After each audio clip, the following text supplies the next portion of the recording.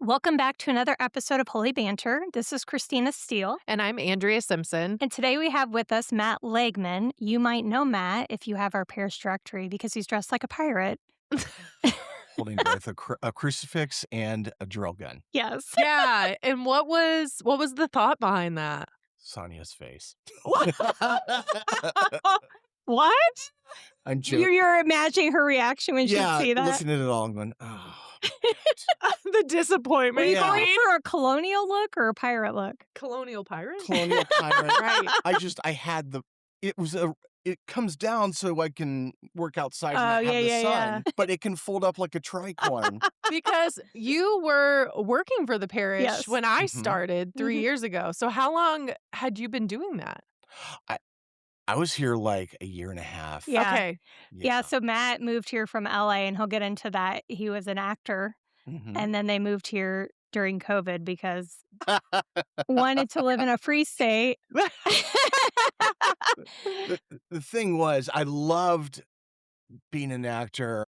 Growing up, I knew that was my path. This is what I wanted to do. I was like, I have my purpose. And without getting too much into it, when 2020 hit, all of LA was on lockdown. And I was at my home because there was nowhere else for me to go. And I checked in on my daughter, who was at school. And by school, I mean on an iPad. Right. And how old was she? She was in 4th grade at this point? Third? Yeah, third. And she was looking really sad. And I thought, why are you sad? You're home. You don't have to be in school. And I asked her what's wrong. And she said, I can't wait to turn off this so I don't have to look at my unhappy face anymore. Yeah. And it was real and it broke my heart. And yeah, I'm an actor, but I'm a dad first. So I had a tough conversation with my wife. And she said, we got to go. And I said, I want a sign from God. And I don't mean a pareidolia. Okay, I guess that might be a sign from God. A bear is riding a unicycle, wearing a tutu. A man in a pirate outfit. God. Yes, exactly. The very next day, her company, she had worked for the Discovery Channel. She was an executive assistant. And they told her, anybody who voluntarily leaves, because it's kind of hard to discover when you're in lockdown, discover what's in your closet. They said, if you leave, we will give you a whole year's salary plus a whole year's insurance. Wow. Whoa. All you have to do is voluntarily leave. That's a good sign. Yeah. And I was like, man. So we did it. We found, wanted to know where the good schools are. I wanted to be close to parents, but not too close. Found sweet COVID pricing for the house we got. Oh, yeah, really? That was a good time to move. Yeah, it really was. And I'm forever thankful. I'm both paying and praying off the house as we speak. But we moved here and as I like to say, I pressed the reset button. Wow, that was tough because I had my purpose. And out here, I had lost it. It's kind of hard to be an actor in Zionsville, Indiana. Oh, man. Yeah. Birthplace of gangster rap. Yeah, no. They bike around the neighborhood and they're rapping up scoops. On the bricks. Rappers on the bricks. My goodness. I knew the auditions were going to cut off, and I accepted that. And now I still do voiceover auditions. The last thing I booked, I am the voice of the tumor. What? In the movie Malignant. What? My gosh. It's a horror movie about a tumor that comes to life, takes over the body, and starts its reign of terror. Oh my God. And it has a voice. And it has a voice. And the voice sounds like this. I don't think I'll be listening to that. Sorry. No. Well, you're gonna miss that. Yeah. Yeah. Not a lot of catechism taught in that. Yeah. That just sounds creepy. It is. It's James Wan, the same guy who did Annabelle. The director who did the Annabelle series, he directed that. You would be really fun to have as a dad to tell bedtime stories, I think. Yeah. With all your voices. Yeah, well, so I used to work here, Mhm, yeah, and it was great, it was fun, I loved everybody, but mhm. obviously it wasn't the right fit, it wasn't the right match, Yeah. and if you don't believe me, you can go ahead and look at the directory Well, kinda see the maintenance hint was there. not your background, and you were doing some backbreaking work, Mm. Yeah, and you're not in it your 20s was. anymore, so No, oh my gosh, no, and I yeah. felt it every day. I Yeah, I bet. bet. I bet. But, my wife found a job as a paraprofessional over Mhm. at the Mm. high school, and I thought, "Oh, wow, I definitely do not wanna do that at all." But they had insurance, they had okay pay, Yeah. Mhm. and, I thought, "This'll be the job while looking for a job," right? Uh-huh. So, I start to work there. Tell us what you do. I'm a paraprofessional, so I work with low-functioning autistic teens in a life skills class, Mhm. teaching things like, oh gosh, how to count money, how to brush your teeth, Mhm. not pull your pants down in public, things like Mhm. that, Right. Yeah. little Mhm. life skills. Um, and the one guy I was paired with was, I'm not gonna say his Yeah, name, that's fine.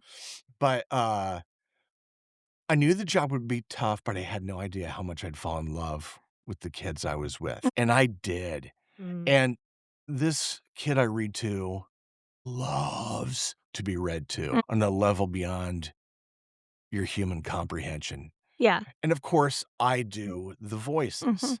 And so I'm like do you know what a Tony box is? No. Yes. Yeah, I do. Sorry, I'm like, "Yes, tell me more." it's this thing you put on a box and it makes the box come to life with all the It's voices with, and like, tells stories. music and Oh. stuff, It's right? music, it tells stories. I'm like a human Tony box to this kid. But do you do the malignant tumor voice for him? No, No, I hope no. not. I wish. Yeah, when I do Frog and Toad, Toad sounds like the malignant There you tumor. go. Okay. No, his favorite book is Frog and Toad, His favorite book and is it's Frog only, and like, Toad, 2 pages. and it's only 2 pages of the book. Oh. Um, so I think I told you, when Yeah. I am finished with this job, I'm gonna write a book called A Thousand Voices for an Audience of One. Oh. Oh. Because it's him, and he loves hearing all the voices, and we got a new girl, and she loves the voices well. It's a good match. Well, and so what's nice for Matt is every day he's having to read these 2 pages, like, 400 times, so they finally just recorded him so the kid can now listen to it on his Yeah. own. So Matt They Oh. recorded me on a downloadable Tony, on an Oh, iBus. shut up. Yeah. You have your own I Tony. have my own Tony, and Oh, it's a Yeti. I love it. They said, "You know, we have downloadable Tonys," and the mother of this kid said, "Oh, there's a Yeti." So I guess she thinks I look more like the Yeti. I'll Oh. have to show you a picture. maybe because of your beard. Yeah, I guess, yeah. So sweet. Yeah, so, it was, I didn't it's one of those things where I didn't want God it's one of those things where like, "Oh, God, I know you're gonna ask this of me. How about no? How about anything but this, please, please?" It's almost, you know what the feeling is? Have you ever seen a piece of trash and you're like, "I know it's gonna be me that throws that thing away." Yeah, right, no one else is gonna So pick you that up. passive aggressively kinda drop hints, "Man, that looks really trashy over there. I wish somebody would throw that away." And then you're like, "Darn it, I knew it was gonna be me," and you throw it away. It's that kind of a feeling when God asks you to do the one thing, you're like, "You're gonna carry this cross. Mhm. How about that one? That one looks more comfy and more my size. No, this is the cross you're carrying." Mm. Okay, cool, ish. So so I do still have my purpose. I guess, you know, I guess the quote is, uh, "I came not to do my will, but the will of my Father." That's the what I feel deep, Mhm. and I'm there, and I'm still doing what I love. I still work with kids, in theater, Mhm. teaching them comedy. I don't have a very, very good grasp of kids yet. Like one kid, yeah, I'm good. 30? Wow, you gotta have a lot of patience. Yeah, I bet. You do. So you work for Black Box Theater, right? Yeah, In that is correct. Lebanon? Yes, left back Black Box in Lebanon. Very cool. And that's children's theater? It is. It's children's theater, and you also get a chance to perform as well with the adults. They do a community show each and every year. That's the one you're preparing for now? Yeah. Okay. And I booked the part for Into the Woods. I'm the wolf. Have you ever seen or heard about Into the Woods? I've heard just of it. seen the movie. Yes. So, they combine all the fairy tales into Mhm. one. And it was the one that I auditioned for. It's a part I've always wanted. and I Oh, got. nice. Oh, Yeah. nice. And it's great because you get to work with the kids because the kids audition as well. And now you get to share the stage with them and fail with them and That's watch nice. them, have them watch you struggle for lines when you've been calling it on them all the time. Mhm. That's cool. Yeah, it's a great time. It's good. I'm getting paid to do what I do. I'd much rather be doing a movie. Right. Who doesn't? But it's a season. It's a season, and God is the bigger agent, and if Yeah. I ever fight, I'm gonna lose. He's the Mm. boss. Yeah. And, yeah, Well, that's you have a very strong faith. So how did you get to this point where you're so open to surrender and following the will of Mhm. God? so that was uh, here, this is what I'm gonna say. My standard joke is I say I was a cradle Catholic, at gunpoint. And what does that mean? That means, in my family, there are priests and nuns. Oh. Yeah, there are, nuns. And I remember my aunt, who was a nun called, Sister Ernestine. I remember her coming out of the bathroom when I was, like, 5 and be like, "No way, you guys go to the bathroom?" And she was an amazing pool player, So by is the she way. just really funny? Yeah, yeah, she was really So funny. comedy runs in your family. So, it was drummed and drilled in my head, "You're gonna be an altar boy, you're gonna Oh. go to Catholic school, you're gonna go to church every Sunday, even if you're sick, you're going to church." And man, the moment college was the option, I didn't go to church, I left. I ran as far as I could away. Why? 'Cause this is gonna sound so selfish, but keep in mind, I had a conversion.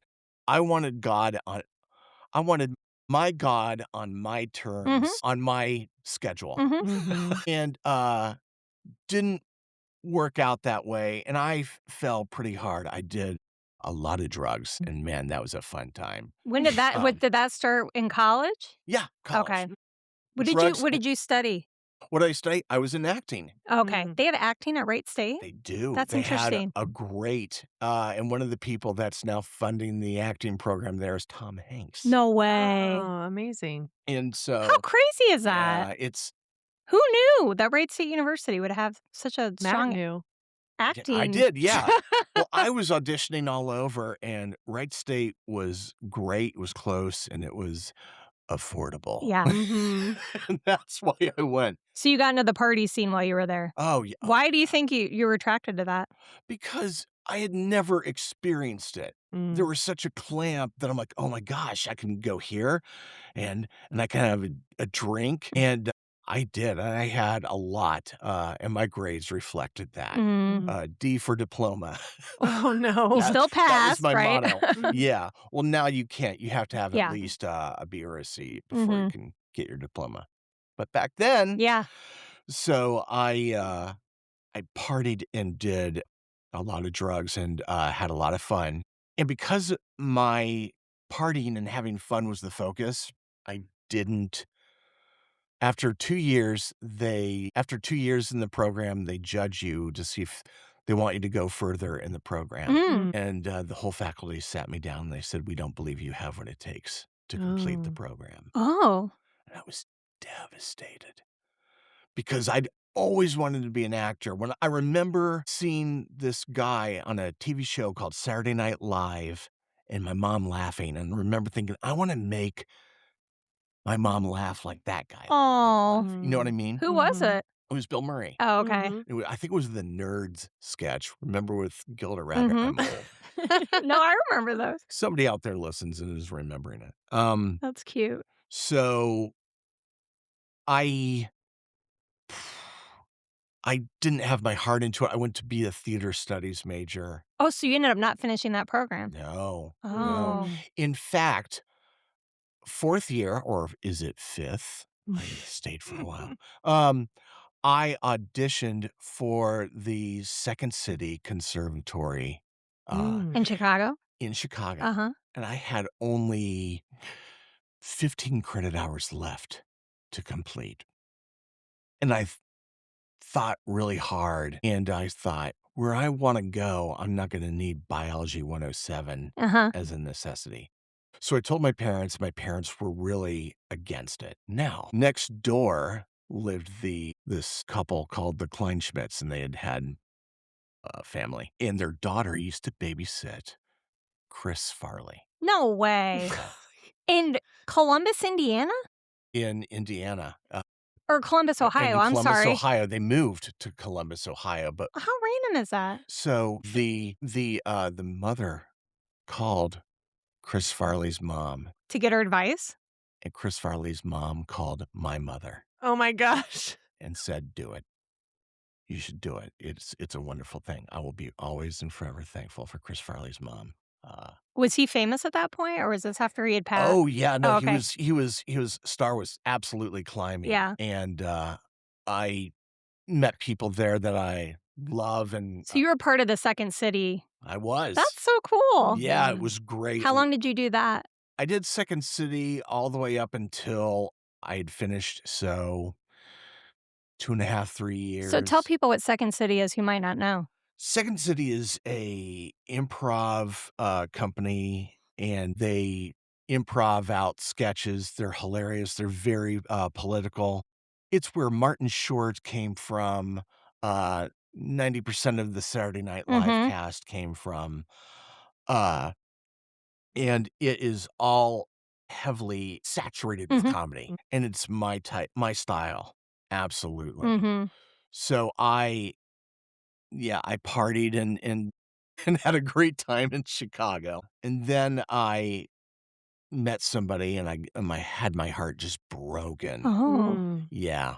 And my parents were really happy about that, by the way. They didn't like Why didn't they like her? didn't like her at all. So you were still heavily drinking and into drugs at this Oh, point? yeah. Okay. Oh, absolutely. And then I met somebody else who also had their heart broken, and it was somebody that I went to Second City with. Oh. And we both made the decision we're gonna move out to LA. Is this your wife? This is not my wife. Oh, okay. I was going to say.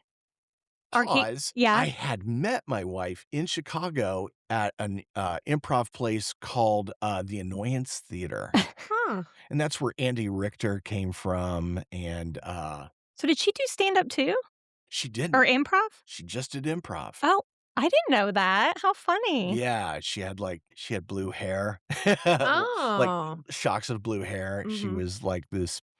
I had this huge crush on her, but I didn't go for it. She'd started dating this guy who I think she only started dating because he had a really cool jacket. I'm like, absolutely, that's my Good choice. Yeah, Good yeah, choice. exactly. Yeah.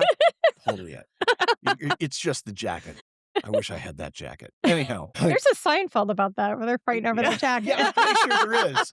I know the puffy shirt, but I don't know the jacket. Oh, you gotta look it up. I remember that. So I moved out to LA because there's the LA's version of Second City, which is the Groundlings. Oh, I've not heard of that. Okay. Yes. Which is Will Ferrell. Right. And yeah. Okay. So I went there to complete my Jedi training. I got an agent. I started bartending out there, making really great cash and drinks. And I performed at the Improv Olympic out in Los Angeles. And after finishing the show, I got off the stage, and someone said, "Yo, Lageman." And I turned, and there was Lisa, my wife. Oh, so you didn't know that she was out there? No idea. Oh, funny. So I picked her up and spun her around. And she Aw. went, "Huh, this is my husband." Dude with the jacket. Oh no. Now, he wasn't wearing the jacket at the time. That's where it all went That's where it downhill. all and I was like, "Oh, hi." So, I wanted to be respectful. Yeah. But, at that point, we were we were on this mysterious thing called MySpace, and I did put her in my Oh! top 8. Oh, no. Remember your top 8? Yes. There was fights. Why am I not in your top 8?" Um, but anyhow, uh, she, after a period of time, sent me an email and asked me how I was doing, and I'm like, "I'm doing great." I wasn't doing great. I was Aw. lonely, and I'm struggling. I mean, the life of an actor out there is penance. Mhm. And not only that, out there you feel like a Catholic refugee.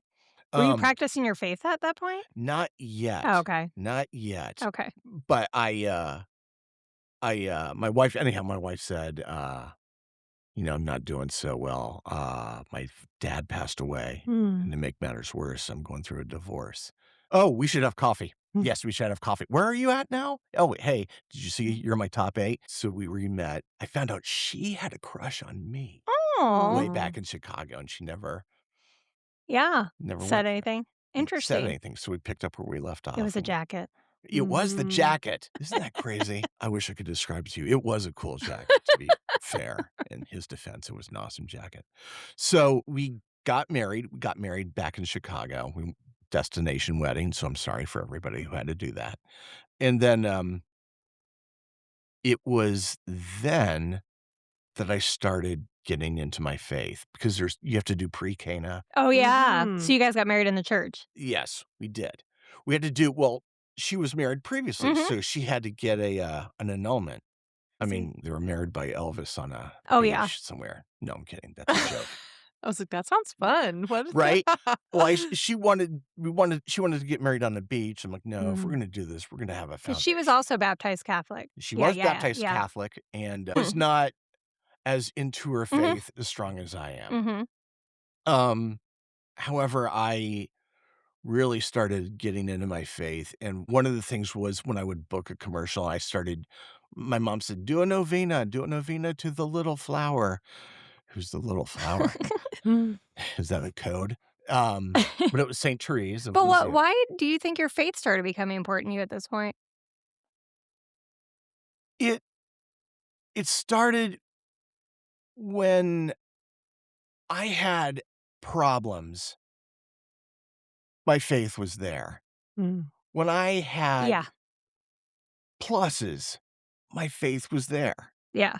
It was a cemented concrete thing that will always be there after my parents pass away, after anything comes and goes, that faith will always be there.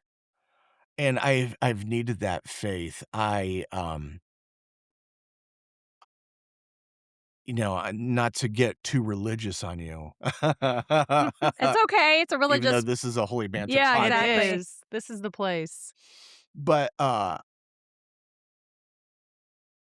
I have to say, in all the auditions and being, a working actor out in Los Angeles, the moments where I'm not booking things Mhm. and my wife is, such the breadwinner, um, there are times where I could feel our Blessed Mother believe in me when I didn't Mm. believe in myself. Wow. Mm. And I could hold on to that. That was something concrete I could grasp and just fight one more round. Just fight one more round. And, it didn't really, really kick in until, I'd always been struggling with drinking. We had, at this point, had a daughter, and I wanted my daughter to have this faith, so when I'm gone, that's something she would hold on to when I was Mhm. gone. Well, the Cubs one day won the World Series. I remember that. Well, I don't. I was hammered. Oh, it was the best, Matt. I remember cheering kinda I was at a bar cheering, hugging people, kissing people, none of which were my wife. I was so happy. And the very next morning, my wife looked at me with disgust, and my daughter looked at me, the best way to describe this of It's like finding out Superman isn't who you thought he was. And I thought right then and there, I was like, "Okay, that's it. That's it. This is where I once again go schlepping back to God, as the prodigal son." Um,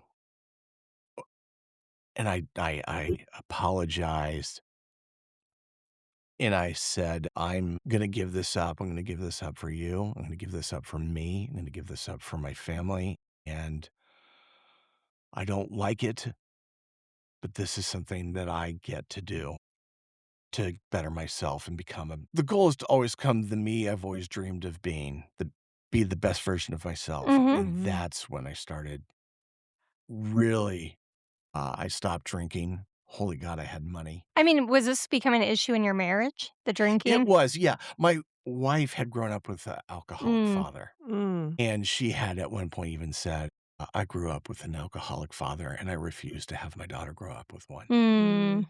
And, I don't blame her. Mhm. Mhm. Uh, it was tough, but I was kind of the best way to describe it is when you have a decided heart, when you're just tired, when you're sick of it, you're like, "That's enough. Enough Mhm. is enough. Mhm. I know what I should be doing." I knew I had a problem. Mhm. Uh, it's almost like so I started, going to mass. By the way, the church I went to was called St. Victor's. Um, the crucifix is the crucifix featured in Brother, Sun, Sister, Moon from Franco Zeffirelli about, Saint Francis of Yeah. Assisi, and that same church Vincent Price went to and would sometimes lecture. Oh, no way. Could you imagine hearing the Bible by Vincent Price? Yeah, I mean, Yeah, that's crazy. it's like, Vincent's gonna read? Okay, we're gonna do, the Book of Revelation again. Yeah. That's so funny. How cool is that? So, yeah. So I really, really, got into my faith. I worked with a Catholic production company, which there are out there. When your faith grows the way mine did, you say to yourself, "Okay, what am I what are my hard lines I'm not gonna cross? Am Mhm. I Mm. willing to do nudity? Am I willing to, portray things that are against my faith? Mhm. Am I willing to be a participant in that? Because it's like the internet. Once you do it, it's forever. There's just no What? And you have to know your kid can see that. and your kid Mhm. is gonna see that, exactly. And, so I knew this place, Family Theater, which is it started out as a radio show by Oh. he's now venerable Patrick Payton. He started this production company, and they got a lot of people their start, like George Lucas was one of their, Wow. first filmmakers. Wow. Bob Newhart had done Mhm. some narration for things. They did one thing called Praying with the Stars, where you see people praying the rosary that are Well, that's really cool stars that come because out. when my kids were, like, elementary age, we used to listen to, Adventures in Odyssey. Do you know that? No. It's I think it's Protestant, but they would, do dramatizations of the Bible stories with voices. And we listened to those in the car, and they were awesome, and they were Mm. his and we still talk about that. We listened to Esther and, and it was all Mhm. voice acting. Yeah, It was really good. the Franciscan Friars of the Atonement, Uh, they do oh, saint stories, okay. and it's almost done with the feel of, "Okay, we're all gonna gather around the radio and listen to Mm. this Yeah. radio story like they did in the Yeah, 1920s." exactly. It's like That's how this that. was. We Yeah. would listen to him in the car because you're in the car all the time. Yeah. Yeah, exactly. Yeah. This was before, books on tape Yeah. and podcasts. Right. So, yeah, I worked with, Father Willie Raymond, and, they gave me a job, which if you guys are doing catechism classes here on Down from the Mountaintop or On the Mountaintop, I think it's called. I play the father in that. Oh. Nice. Uh, and, the greatest thing was it was in the middle of Hollywood. It was right across the street from the Seventh Veil, which was a strip club. So it's Yeah. if you ever wanna know what's out there and what we're battling against, it's right there across the street on Sunset Boulevard. So what was your experience like in AA, like the first meeting? The first meeting, are you ready? Yeah. There was this bar, a bar I gotten kicked out of, called the Rainbow Room Bar and Grill. It was where you went to drink if you were an aspiring 80s heavy metal hair band, right? Mm. So Great. Poison, Motley Crue. Oh, yeah. They had an AA meeting in the upper area where, like, the VIP rock stars go. So they have you go through a bar to go to AA? Yes! That doesn't make much sense. That seems very LA. And it was very it was very LA. There were candles lit everywhere. And Christmas lights. Nice. And it was so laid back. And so it didn't feel like astringent. Kind of like the fluorescent lights and the like uncomfortable metal chairs. Exactly. That Finding Nemo where there's that scared fish. And you see people that you're seeing in TV. Oh, and wow. in movies. You're hearing on the radio, and they're right there. Wow. They're right there. They're struggling just as much as you. And I'm okay saying his name just because he passed away.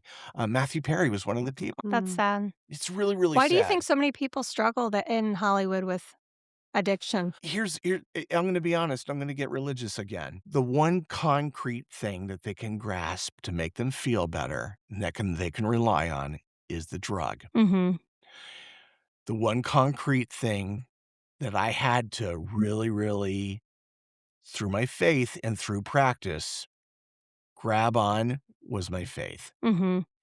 And so whenever I would struggle, I may have drank, but I also had my faith. For the people who don't have faith, there's just a bottle away or a pipe away from feeling better. What God can make you feel. Yeah. And how did I know AA, they talk a lot about your higher power, right? And so it can be a religious program, a spiritual program. Yeah, it can be. It's tough, especially in that town, because no one was religious. There was atheists in there. One guy had had a necklace instead of a crucifix. It was a little doorknob. I'm like, what's with the doorknob, man? He goes, well, to me, it's my higher power. Doorknob symbolizes opportunity. And I thought, okay, how does that wash? Like it didn't. Yeah. It worked for him, great. But for me, wow, did my higher power increase. And I saw the fruits of it. And it's funny because you'll see the fruits of it.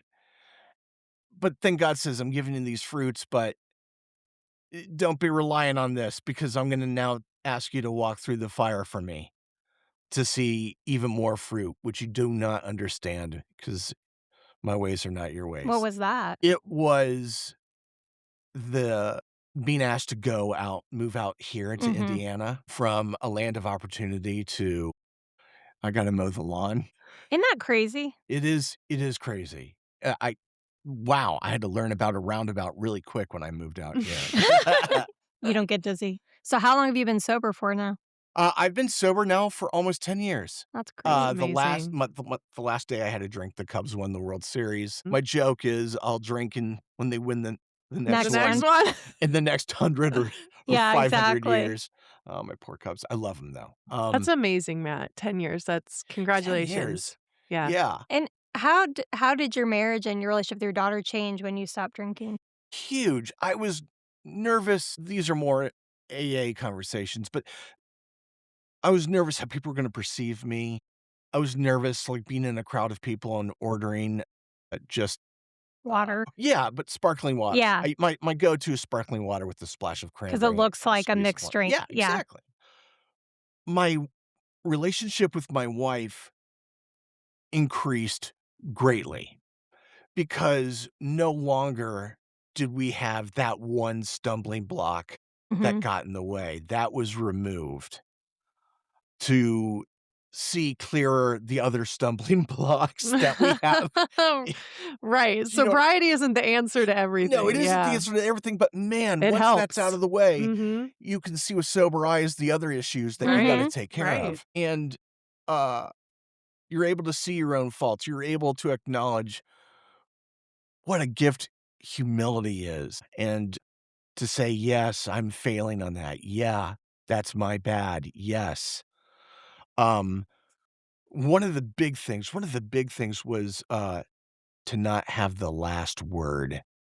Mm. I love having the last word. "Oh, yeah, well, maybe I'll do blah, blah, blah, blah, blah. Oh, yeah. Okay, sure, I'll get to that." To simply remove that and to have that little bit of, "I don't have to die on that hill." I remember one night you tried to not talk, right? I did.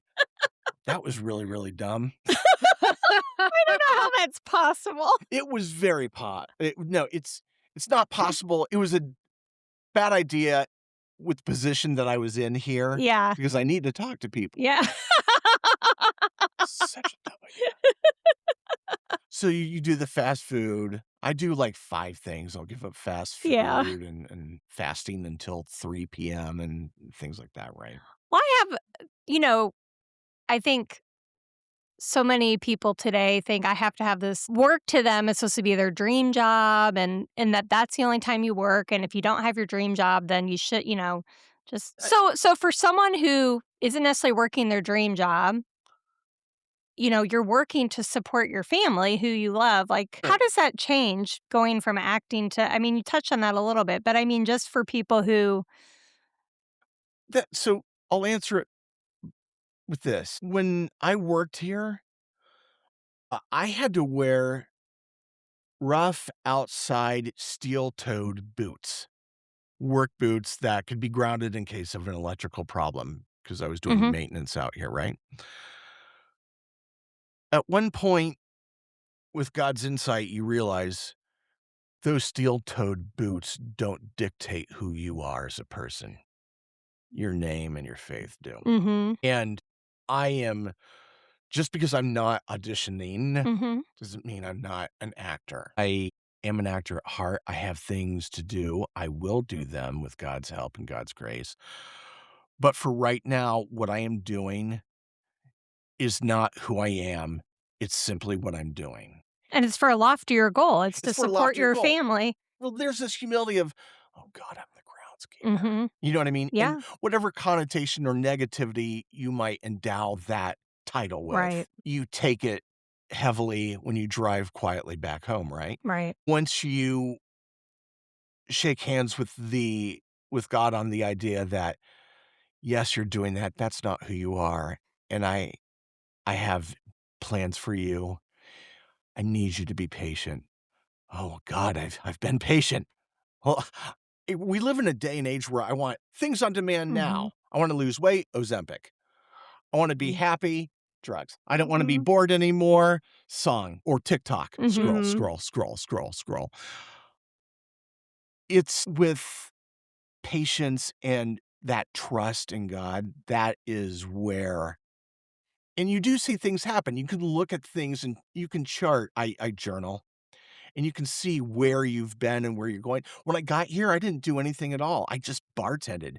I thought I was Yeah. bartending at a hotel. He's an a he got Yeah, a how do you do that? he bartended at How a do you Hotel Tango. He thought it was a hotel. Yeah, I thought it was a hotel. Why wouldn't I? It's a hotel, Hotel Oh Tango. my gosh. How do you bartend and live in recovery? For some people, the disease of alcoholism is so bad they could never do that. Right. With me, my thing was a job. I never drank on the job. That was one of my hard lines I never crossed. Okay. And when you see people that are like you, Mm. that are struggling and need help, and you sometimes you have to be in the thick in the flames to find the people who are Yeah. struggling, Mhm. and that's where I was. My big thing was beer. I loved beer, like high ABV IPAs, Mm. lambics, like any type of beer, that was my thing. I would see a beer. My favorite, ironically, were fest beers, which are they come Hmm. they're holiday beers. It's Mhm. Oh, yeah. this is a beer with a little bit of Yeah, like nutmeg. Sierra Nevada has Yeah. their Christmas whatever. Yeah. The beer they serve at Kindle Mart. That's Right. That sounds expensive, Matt. It is very Oh, expensive. man. And my wife was not happy about that, right? Right. Because I'm spending our money on what? On beer. Yeah. Once you separate yourself from that, you're able to separate yourself and say, okay, this place only serves liquor. There is, a couple Oh. beers, but this place only serves liquor. So that's okay. Number two, I'm seeing people and I've seen where I was. Mhm. And I know that I am, it's a great reminder that I'm only one drink away Right.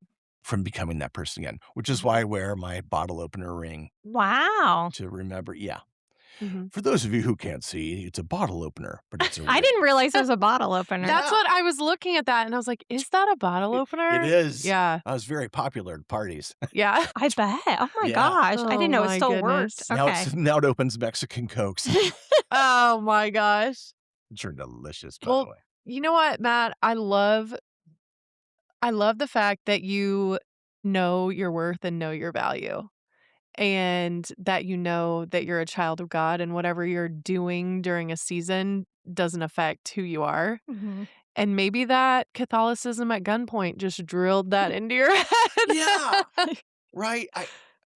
I've met so many people that will say, I like to call a recovering Catholic. They don't normally sound like that. That's my impression. Yeah. But when I hear that, I say, I would go back and revisit it and relearn it and see if maybe you misunderstood. Yeah. Maybe you didn't have the right formation. Exactly. I mean, you guys have seen people that are horribly catechized, or you're hearing stuff like, where did you get that? Yeah. We don't believe in reincarnation. Who told you this? AI. AI. Oh, gosh. Yeah, exactly. I'm kidding. But it was awesome. When I went to family theater every Thursday they would have pasta. It was called prayer and pasta. And everyone would bring a dish. And then you got to meet other Catholic actors. Oh, how cool. And I would always go hoping I would run into Jim Caviezel or something. Oh, yeah, You know yeah. what I mean? No.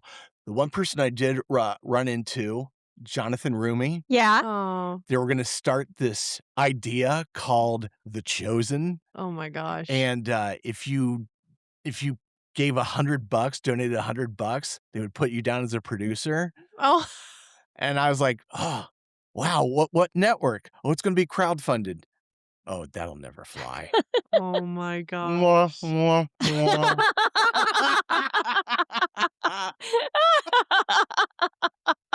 And if you would like to log into your Hallow app and sign up with the parish, that would be great. That could have been Matt. Although you probably couldn't be in the show because you don't look I don't look. Middle Eastern. Yeah, I would have been a bad guy. You know what I Did mean? you notice the Romans all have American accents? Yes, I did. What's up with that? Of course, when we grew up, it was the greatest story ever told. I always thought Jesus had a British accent. I love when you watch movies that are in Germany and they all have accents, but they all speak English. And I'm always like, really? That's funny. I know. Yeah, like Hunt for Red October. Or yeah, even we watch a lot of British mysteries. So there's one in Sweden or German, and they all speak English, but with accents. So I'm like, okay, kind of like The Chosen. Yeah, we went halfway there. Yeah, it's close enough. We tried. I love that you would be a bad guy in The Chosen. Isn't that funny? I would You be. would. You totally would. Maybe they'll do. You need to do a crowdfunding that does Acts of the Apostles, and then you can be Paul or something. I would love. Yes, Paul. Yeah. Yes. Who would you want to play if you could? Paul. Okay. Paul. All right. Well, you nailed Of that course, one. Paul. Because I don't think The Chosen has shown his character's entrance yet. I don't think they will. They have to. But doesn't it end with him resurrecting and ascending? No, it will keep on going. You're going to be watching The Chosen. What do you mean? The apostles. Oh, but I keep hearing that there's only one more season and then it's over. Oh, see, I think it's going to keep on going. I would hope so. Matt gave $100 more, so I gave hold on. He's invested now. Yeah. I think you need to reach out to your Catholic connections and try to get a audition there. Those connections have dried up. Oh, Everything Hollywood moves so quickly that there's true. And the priest that I was introduced to passed away. oh. Well, you know what? Just go through LinkedIn. That's how I got Tammy Peterson. I just sent her a no. Are you kidding me? No, it wasn't LinkedIn. It was Twitter. I sent her a Twitter message, and she responded. No, you never know. Although I did that with yes, what's his face? Fernando Mendoza. Yeah, he never responded. He was a little busy. Yeah. Who's Fernando Mendoza? He's the quarterback for IU. Oh gosh, I mean, of course I know who that guy. We sent him a LinkedIn to see if he'd be on our podcast, and we never heard anything. But Tammy Peterson, I just sent her a Twitter and was like, "Hey," and she responded. That's you never know. Incredible. I figure, see if they respond. So was Mark Wahlberg at Pasta and Prayer? No. Marky Mark? Martin Sheen. Oh, yeah. Martin Sheen would do it. Marky Mark, I would look for, and no. He was too busy. Yeah. He's probably lifting weights. And I'm sure if I can only imagine his face. I'm like, hi, Marky Mark. It's Mark Wahlberg. It's Mark Wahlberg. That's one of the best songs ever. It is. It is. Marky Mark and the Funky Bunch. No. And the Funky Bunch? Yeah, wasn't that the name of his band? It would, yes. But if you have a name like Marky Mark and the Funky Bunch, you have to solve crimes on the side on a cartoon. But I don't think he'd found Jesus when he was Marky Mark. No. Okay. Yeah. He had a priest in his life that steered his rudder. Oh, interesting. Yeah. Okay. Yeah, I don't know. And we'll have him on that's next. the next podcast. Yeah. That'll be the next podcast. We'll reach out to him on Twitter and see. Reach out to him on Twitter. Yeah, you never know. I'm sure he'll respond. We just have Mat Lageman on. Yeah. I'll be on the roundabout making people angry because they don't know how to drive. No, first time I was on a roundabout, everyone was like in the left lane to go left. And I was in the right lane. I'm like, why is no one in the right lane? Of course, I go left thinking like you could. Oh my gosh. Yeah. Sure. So yeah, you never know. Well, I just moved here. They don't make you take training on roundabouts. There's a sign. You're going so fast. I use turn signals. You have to buy about 5 times so you finally see the sign. Yeah. After you've been in 3 accidents and you see it. This part of the catechism will involve how to drive on a roundabout. How to read road signs. Oh my goodness. So, where you're at now, you have a very strong faith. Yes. I know you used to love going to daily mass. Is that hard not being able to go? It's tough just because mass starts and I have to be at school. Yeah. Mm-hmm. So it's different. However, I'm able to do Eucharistic adoration. Oh, yeah. Which is what I do. Yeah, he signed up for 6 a.m. Recharge the batteries. Yeah. What do you do when you go to adoration? There's I'm part of this thing currently called the Billions of Souls Project. Have you guys heard of it? No. You do 2 chaplets of St. Gertrude. Oh. You know the St. Gertrude prayer?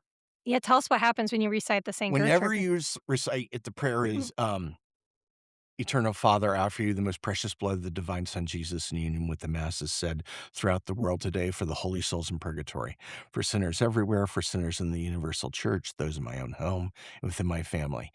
You say that on the beads of the rosary, except on the potter beads, you say the Our Father. Mm-hmm. And you have to do that twice. And it releases, I'm doing it with, I think 35,000 people. We're all praying it twice a day, every day for a year. Wow. And our goal is to empty purgatory, if only. That's the goal, right?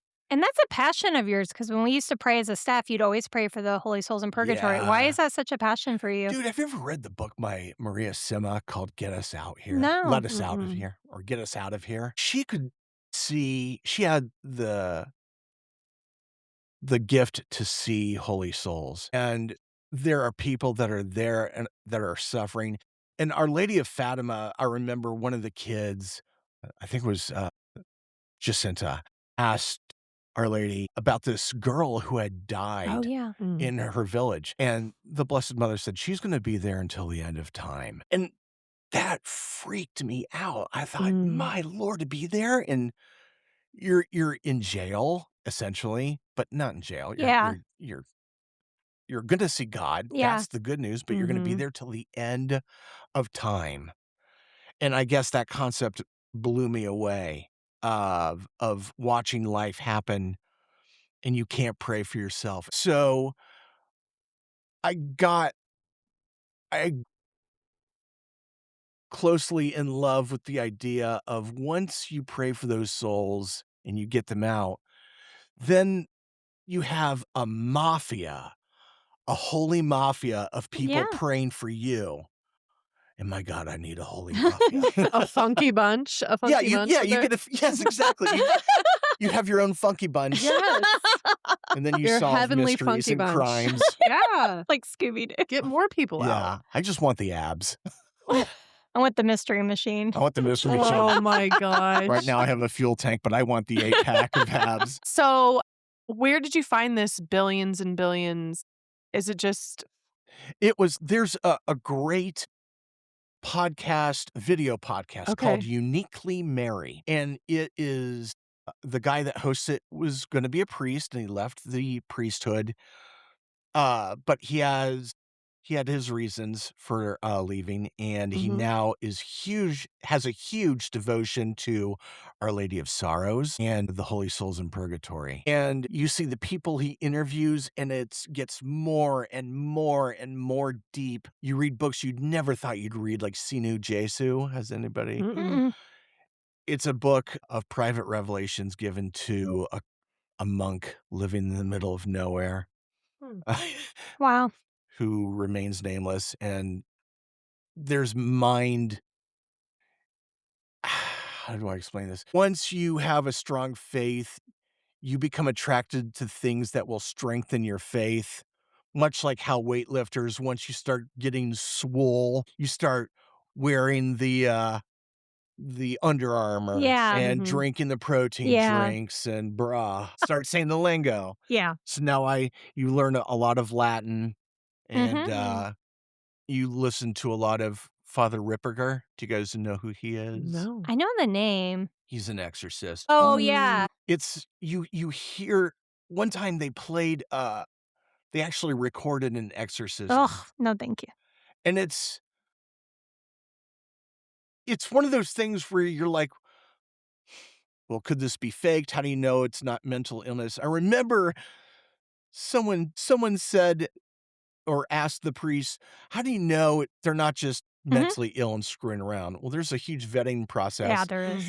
But he said, when the little girl was levitating 5 feet off the bed and was telling me to do things to myself in Latin that were very inappropriate that she would never have known, I thought to myself, I don't think she's faking it. Oh She my might be gosh. actually possessed. Oh my gosh, that's terrible. How frightening. Like, yeah. Like, I don't, I when you hear things like that, Yeah. I'm very thankful for the crosses that I have. Well, as we start to wrap up, one thing, with everything you've been through, I think of that scripture about, those who've received Jesus' great mercy are in themselves very merciful. And it just strikes me that you, because of what you went through, just have such great compassion and mercy for other people, especially since you are still very involved in AA and helping other people and working at a bar. You're always talking about your faith with people, helping other people hopefully get to God, praying for the souls in purgatory. It just seems like that's really important to you. It's hugely important because I know the life I've lived. I merit hell, man. Like, I just do. And I struggle. I put on the pants the same way you guys do in regards to having these struggles and these thoughts, and you're bombarded by images that will lead you to sin, or thoughts, or, oh my God, gossip. Or as a stand-up comedian, Yeah. I could tear somebody down to their fiber, behind their back, of Mhm. course, and I didn't feel any problems with doing that until you get your faith and you're like, "Oh, that's a really crap thing to do." Mhm. It's the best thing I can tell you is it's scary to share your faith if you think it's scary to share your faith. Mm. Like, "Oh my god, be careful, I'm gonna drop the name of Jesus. I don't know how his 5 letters became a 4-letter word, but here we go." But I simply talk about my faith the way you would talk about everyday conversation like the weather or mowing the lawn. I'd love to stay here and party, but I got confession early in the morning, guys. I gotta go. You go to confession? Yeah. It's a life shower like no other. I knew I would be fine when I left LA and I was gonna come here and start this life. I knew I was gonna be fine when I'm feeling, like, depressed. I'm not gonna be an actor. I'm gonna be in Indiana with crop circles and whatever else. And my landlord knocked on my door to say goodbye, and he brought his guitar. Great. That means he's gonna play a song. I don't wanna listen to a song. I want a pack. Anyhow, he goes, "I wanna hear this. I'm gonna play you a religious song." I was like, "Oh, great. Now it's gonna be a religious song? Pass." Probably Amazing Grace or Like, Kumbaya. you know that sound on Family Feud when you Yeah. got 3 Yeah. strikes? Like, that's what I'm hearing in my head. He played a song. I haven't heard it. I can't find it, Oh, but the name of the song was, "I didn't bring you this far to leave you." wow. Mm. I can't believe he played that for you. I can't believe either, and I think I remember, like, if you would you know how something weird is Seems like happening and that's you're looking at only your friend with those only in eyes? LA would that happen. Only in LA would that happen. Only in LA. There's a lot of weird only in LA, only in LA, and, a lot of the stuff I can't even mention on the podcast here, but only in LA could it happen. So I have a question. How do you, as someone who grew up cradle Catholic and then maybe turned away from it and came back, how do you parent a teenager now Oh, yeah. and show her the importance of the faith without it being at gunpoint? Yeah, exactly. How do you do it? Tell me. It's funny because I think we all grow up thinking, "Well, when I grow up, I'm not gonna make the mistakes my parents Right. made Yeah. with me." Yep, they're just we all think that, and then something comes out of your mouth and you're like, Yeah, "Wow, I sound like." I'm not gonna have my well, now you have to do things like I'm not gonna let my phone babysit my kid. Mhm, Little things like that, you make those, again, I call them hard lines I just mhm, can't cross. I was very clear with my wife, I'm gonna have my daughter grow up in a Catholic household, and we're gonna go to mass, and we're gonna do this, and I'm going to show her things that would be interesting that I thought would be interesting as a kid, like Fatima, like Medjugorje, mhm. like, oh my gosh, Garabandal, who, I'm talking to I know a guy that actually talks to one of the Oh, seers of Garabandal. my friend's obsessed with going there. Same. Yeah. In fact, I love to think I learned Spanish so I could talk So, there I and don't know, so Garabandal is where Mary Spain supposedly has been appearing to some children there since the '60s, right? since the And they have '60s. the actual video of an angel or someone no one could see giving communion to this girl, and you could see Mm. the communion on her tongue, but there's nothing else you can Yeah, and see. it's Super 8 film from Yeah, back in yeah, the day. yeah, it's So in the you see '60s. she sticks her tongue out and Mhm. there it is. Yeah. It's one of those things where like, But it's not an approved it's apparition, not but approved, people are but still. it's not Right, disapproved right. either. Kinda like Medjugorje. Yeah, That still exactly. hasn't been approved either. It's still Yeah. yeah, they're still sifting through it. Mhm. Um, but that's interesting to me because it's proof, and Eucharistic miracles Mhm. is Mhm. proof, and the Mhm. fact that everything is all, AB positive, which is the universal donor. Mhm. Yeah, the Uh, blood type of the blood on these yeah, the Eucharistic blood on the miracles. Eucharists and the that cement the idea of, "No, this is not a fairy tale. Right. This is not a, hey, this is something to make you feel good. Yeah. This is actually true. Mhm. You see these exorcisms? This is actually true." Mhm. I remember being in LA and there were 8 or 9 homeless people outside. I lived off of Sunset Boulevard. There were 8 or 9 homeless people. So the one thing she would ask me is, why are they homeless? Oh, And I made it clear, I'm like, the only difference between homeless people and people with a home is exactly that. They are homeless. Now, it goes more than that. There's a right. lot of mental illness, but I said a lot of them get turn to drugs. Why do they turn to drugs? Because they don't know to turn to God, or they know to turn to God, but they don't like that answer. They want another one. That's a great answer. Well, It's true. it's totally true. Mhm. It's funny. It's like, I want the answer to everything. There's a song that Demi Lovato sings that's called Anyone, and it's about being depressed and asking for God to help her,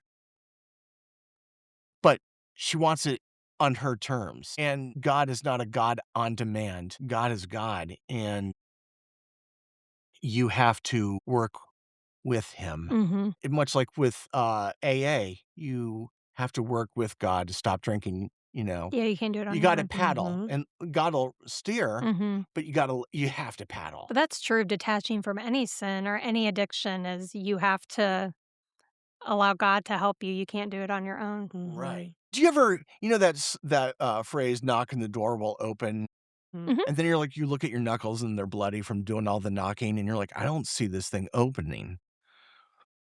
And then it isn't until way later you see, actually, I'm knocking on a different door. A couple other things had opened, I just hadn't noticed it. Mhm. Faith helps you to see that. Yeah.